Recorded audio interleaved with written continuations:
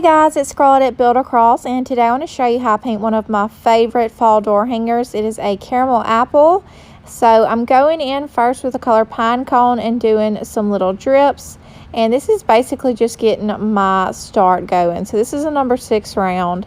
And then I just filled that in. And again, this is a Dixie Belle chalk paint color, which can be purchased online at buildacross.com. Next, I'm going to go in with the color Chocolate, and my chocolate, I have added just a little bit of black too to darken it up, more of like a dark chocolate versus a milk chocolate. And I'm going to fill in the rest of the apple. So this is like a chocolate and caramel dipped apple because I thought that sounded delicious, so that's what I went with.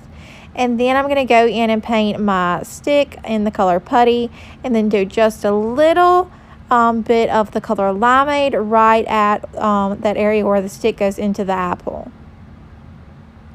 Now that everything is dry, I'm going to go back in with the color Putty in a number 4 round.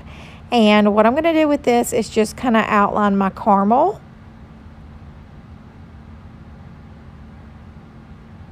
And I just do this because I really like the way it finishes it off. I'd rather outline with this caramel color versus black for this. I just feel like it looks better.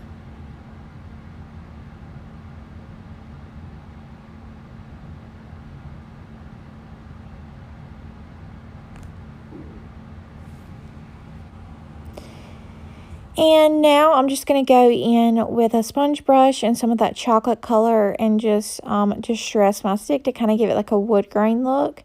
And now I'm going to go in with the back of my paintbrush and that putty color and just add some little polka dots, kind of looking like nuts, just sprinkled on my caramel apple here. And then I'm going to go in with a number 4 round and the color Cotton just to highlight and brighten it up. That kind of finishes it off for me. And then that will complete my project. So I hope you guys enjoyed this video and have a wonderful day.